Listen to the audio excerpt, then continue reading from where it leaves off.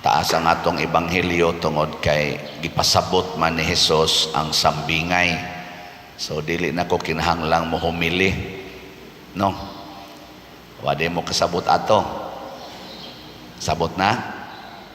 Sige, lingian na lang imong tupad ing na maayo ka o bati ngayuta. Ing naon sa man ka, maayo o bati ngayuta. Bahala mo diya. Unsaon na to pagkaila nga maayo tang tao or maayo tang ayuta, ang pulong sa Ginoo mamunga ba? Unsaon na to pagkaila sad nga kita bati ngayuta, ang pulong sa Ginoo dili mamunga. Simple ra kayo ang sambingay ni Hesus, ang pagpamunga. Ikaduhang lingi sa imong tupad ing namunga na ka. Namunga. Kanang inikis-kis nimo sa imong kilay, namunga ang pulong sa Ginoo. Ha? Kanang inigpa-color nimo sa imong buhok, namunga ang pulong sa Ginoo. Kanang inigpaputi nimo sa imong naong nga lagom-lagom mo, namunga ang pulong sa Ginoo. Ha? Kanang inigpangural nimo sa imong balay, namunga ang pulong sa Ginoo. Kanang inigpaningil nimo anang utang, ikiha pag inimog di kabayad, namunga ang pulong sa Ginoo. Kanang sige nimong pakiglalis anang mga utlanan si yuta, pertigid nimo kaigihan anang imong yuta, imong mga tanom, unsa man namunga ang pulong sa Ginoo. Sa imong pagpamalit og slat, namunga ang pulong sa Ginoo. Kusog ang tingog ko. Bantay ha. Bunga bunga yun basta malit og slat. Mao na unsa man di ay ang hinungdan nganong dili mamunga ang atong kinabuhi diha sa pagsunod sa pulong sa Ginoo. Ang unang pagbasa na ay akong nakita nga kaning guide. Si David gusto niyang tukuran ang Ginoo katong arkas kasabutan kay gibutang raman ilaw mustulda. Gusto siyang magtukod og balay, kanang stable nga balay. Ni siya ang akong gipuy-an palasyo, ang akong Ginoo nagpuyo ulas tulda. Ako ning tukuran og stable nga simbahanan. Parehani ba aning simbahan? Unsa may gisultis Ginoo ni David pinaagi ni propeta Nathan, isa tukuran ko nimong balay nga sukad adtong pagkuha nako sa Ehipto sa inyong kaulipnan. Nagbalhin-balhin man kog puyo sa tulda, wa man koy reklamo, wa man koy gisulti. Ayaw na pag-ambisyon nako nga tukuran ko nimong balay. Unsa man ang balay? Unsa man ay implication kung magtukod na tagbalay? Permanenteng puy-anan. Unsa man ang tulda? Temporaring puy-anan. Si San Pablo sa iyang sulat na wa sa kukibaw unsa tong unsa to asa to pangitaos Bible niingon si San Pablo, kining atong puy-anan nga usa ka tulda hipuson kini. Kani atong lawas ba? Tulda ang tawag ni San Pablo ani. Hipuson ra ni kay temporary. No? Gilinga imong tupad ina tulda ra ka. Way siguro karong gabi hipuso na ka. Wa gani siguro unyang taod-taod hipuso na ka. Tulda ra ba? Og kanus aman ta mahimong mailad sa yawa kun mangambisyon na tanga dunatay stable life. Stable ba kanang permanente? Ayaw gyud pangitag permanente aning kinabuhia kay mailad ka siyawa. Mo bitan nang dunay panultihon ang mga philosophers, the only permanent in this life is change. The only permanent in this life is change. Philosophical na nga pagkatermino. Tanawa og unsa say gibuhat sa, di ba, naama sa mo ilad-ilad aning kaminyoon, ingon din magminyo na ko, Father, aron do na nako stability. Di ba no? So sa ko magkuan ako, mangita na ko stable life, magminyo na ko. Ha? Magminyo ka? Nya stable life? Pagkadakuha gini mong sayop, magminyo gani ka, nangita kag gubot nga kinabuhi. Dili stable. Ang stable nga kinabuhi kanang di magminyo sa magpare og madre. Pero magminyo ka na di man gani ka katarong og tuop kay pukaon kay kakadlawon. O pag ikakahumag kaligo na gustong hunungo na. Di ka katarong oy. Mukaon ka, mukalit lang kag barog kay nihilak ang bata. Stable din na.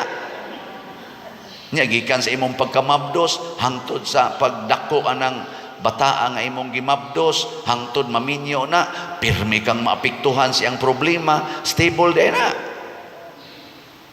Ang imong bana kaniadto gwapo karon palahubog na kayo. Stable din na.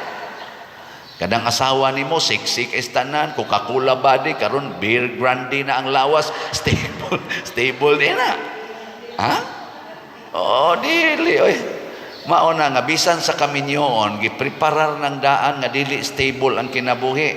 Inigsaad sa asawag sa bana, unsa may gisaad ninyo kanang inigkasal? Sukad karong adlaw, bisan unsay mahitabo sa kasakit o sa kalipay, sa kahamugaway o sa kapitos, sa sakit o sa maayong panglawas, hangtod ang kamatayon, mubulag ka nato. Dili stable oy.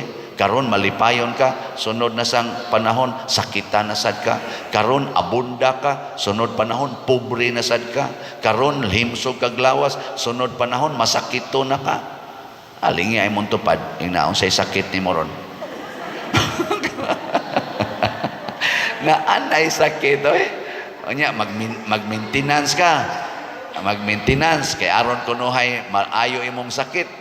Ilad-ilaran ang lawas nimo. Ako na namsag ko'y maintenance karon, nya ko inom kita aning maintenance para stable atong health na igsunod nimong patsik up pun-a na sa naglaing maintenance. Hangtod porti nagyong naghanang maintenance nya imo na tong maintenon aron kunuhay ka ma-stable na mukalit lang kag collapse. Ang side effect dahil sa maintenance, mo create naman sa tuglaing sakit. Oh, ilad-ilara. Tulda ragyod ta, tulda. Nakaron, kinsa maning tao nga mabungahon. Kani si St. Francis de Sales, practically ang tanang mga santo samang San Vicente Ferrer. Wa sila'y stable nga lugar nga puy-an og stable nga kinabuhi. Unsa may ilang gibuhat? Naay panultihon ana si San Pablo nga gisunod sad ni San Francisco de Sales og sa tanang mga santos. Ningon siya si San Pablo, I become all things to all men. Nahimo kong tanan alang sa tanan. Sabot mo ana? Wa mo sabot? Nahimo kong tanan alang sa tanan. Kana bang di ko magpili og unsay kahimtang, kamao kong mopuyo sa kakabos, kamao sa kong mopuyo sa kaabunda, kamao kong mopuyo kuyog sa mga masakiton, kamao sa kong mopuyo kuyog sa mga maiglawas, kamao kong mopuyo kuyog sa mga kaaway, kadtong gipriso na siya, kamao sa kong mopuyo kuyog sa mga higala. Pirme siyang nag-andam sa pag-adjust unsay moabot. Nya unsa may iyang gipuy-an ining tanan, usa ra gyud stable sa kinabuhi sa mga santos ang pagpuyo sa pulong sa Ginoo bisan asa pa nga sitwasyon. Kanang paghigugma, kamao ba kang mohigugma sa mga nangutang nimo nga wa mo bayad? Kamao ka dili? Higugmaa siya isip dili mo bayad. Unsaon man, ayaw nagpaningil. Di ba? Ayaw nagpaningil. Kamao ba kang mohigugma ng bana nga palahubog? Kamao ka dili? Kana mga hubog ba? Kamao kang mohigugma? Higugma ang hubog, ayaw na pangandoy nga dili mahubog. Kamao ba kang mohigugma ng taong nangabit? Kanang mga bit ba kay natintal? Kamao kang mohigugma? Kamao ta na oy. Di ba? Ayaw na pangandoy nga mobiya na siyang kabit. Higugmaan na lang na siya isip na ngabit. Anha diha mo bunga ang gugma. Kana bang maggamit nimo ang gugma bisan asang dapita kay ang pulong sa Ginoo hait, espada siyang hait, way makababag niya. Pwede ra gid nato siyang gamiton. Kana din pagkamanggihatagon, kamao ba kang muhatag anang mga dawo? Kana mga taong dawo ba? Kamao kang muhatag dili? Kamao man. Di ba? So hatagin ang mga dawo, ayaw na pagpangayo og bayad. Kanang bawas ba? Asa man na mo bawas nga dawo man na? Sige, ilaghatag. Aron mo bunga ang pulong sa Ginoo nga nag-ingon, ipanghatag ang imong mga grasya. Kana ding pasaylo, kamao ba kang mo pasaylo anang mga manuyupay nga kawatan kayo? Kamao kang mo pasaylo dili? Kamao man ta. Ato lang butang ag limit. Hala, sige lang pasaylo. Pasayloan ang mga dili kamaong mag-usab silang kaugalingon. Pasayloa sa nang kamaong mausab silang kaugalingon. Mubunga ang pulong ni Kristo nga nag-ingon, pasaylua ang imong isig katao, kapituan kapito. Da. Ngayon sa may resulta, doon na sa ilaing permanent. Unsa man, permanente ang atong kalinaw, ang atong kalipay, ug ang atong kabalaan. Kung ang pulong sa Ginoo mubunga na nato, dili permanente atong balay, dili permanente ang atong sitwasyon, pero ang atong kasing-kasing permanenteng malinawon, malipayon og balaan. Mauna na siya ang gitawag og paghari sa Dios. Unsa toy atong tubag sa Salmo? Unsa to?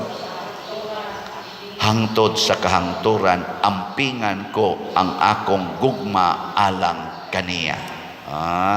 Nindutan ano? Hangtod sa kahangturan. Pasabot, stable ang gugmas Ginoo. Nya kinsa may iyang tagaan ani, kadto ra sang magsigig paambit ni ining gugmaha, bisag unsa pay sitwasyon, bisag kinsa pay iyang gikaatubang.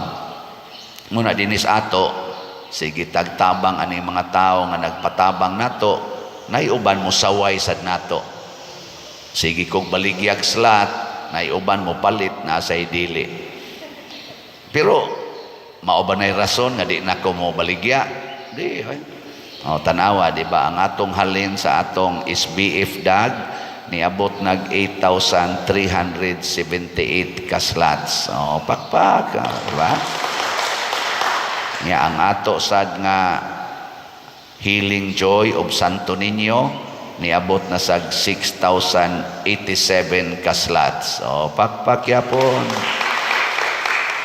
Kutob raraban ni sa February 3. Ugma magsugod na ta sa atong first day sa Novena para sa atong kapistahan ni Santo Niño dinhi. Nindot-nindot tarog gimmick. Ni-adjust ta sa panginahanglan sa atong mga kaigsuonan.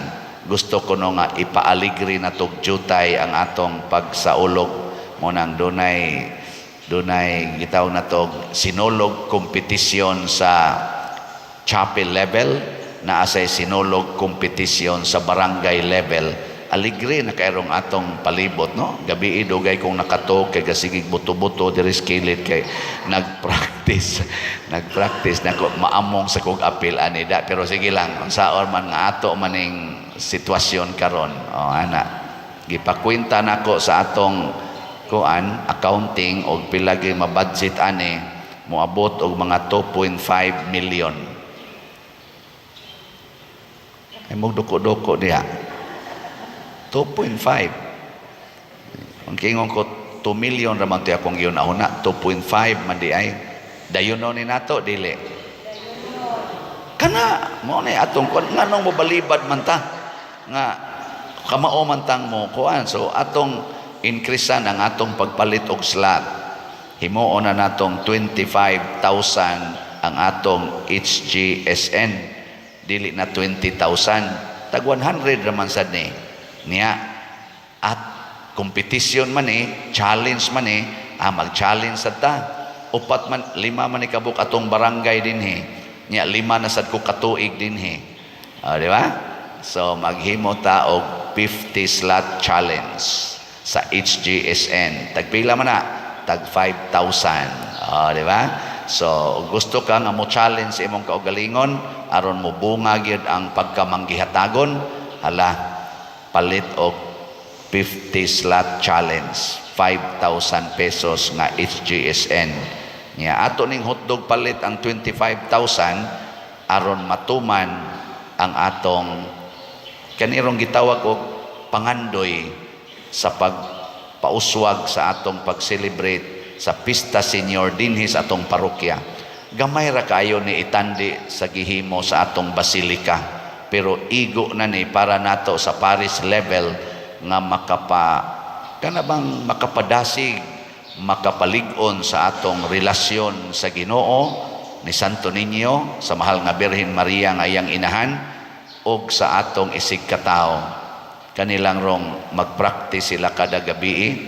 Pastilan kaingon ko, mabanding gini sila, mag-away-away na sila, magkinusmurize na, putakap na kada, ayaw lagi inaana, lagi kani lagi, ana-ana na sila. Yung sa bitaw no, makaton sa na sila paubos, sus kanindot sa mahitabo. Nga ang atong official overall coordinator aning atong barangay Sinulog Showdown, usagid ka organizer sa mga aning sinulog dito sa Cebu, nihangyo siya pader doon na gid untay grand dry run sa 5 ka contingents nya kay naaman tay motorcade nako kuan na lang kanang katapusang motorcade nga ikasiyam amo na lang na i-cancel aron kanang maong gabi ighuman sa misa mag dry run sila diha sa atong grounds. Ani oyon siya. So wa na tay motorcade sa ikasiyam, ang atong grand motorcade himuon nato sa ikawalo, Pizza 2, ang Pizza 1 sa Pebrero ang atong grand motorcade.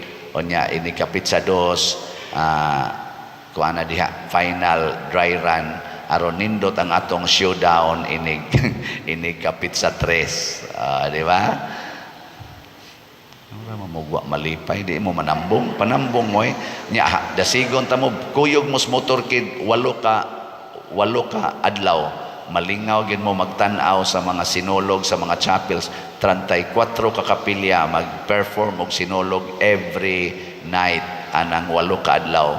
Mura jud mo nakakita og lain-laing areas kalibutan nya ang atong tema sa atong pagsayaw ang Gosos, official goso ni Santo Niño. Uno man na kastansas, ang kada contestant sa chapel man o sa barangay nibonot sila og usa ka stansa. Nya unsay mensahe anang maong stansa mao'y ilang i-project sa ilang sinulog dance. Di ba? Aligre. Wa pa man nahimua gyud nga ni-emphasize og usa ka stansa para nang Bato Balanis gugma first stanza kanamo maluoy kaunta unsaon nimo pag-project ang Bato Balani sama nang ang simbahan gipatindog, di ba? Unsaon nimo pag-project nga nagpatindog silang simbahan, di ba?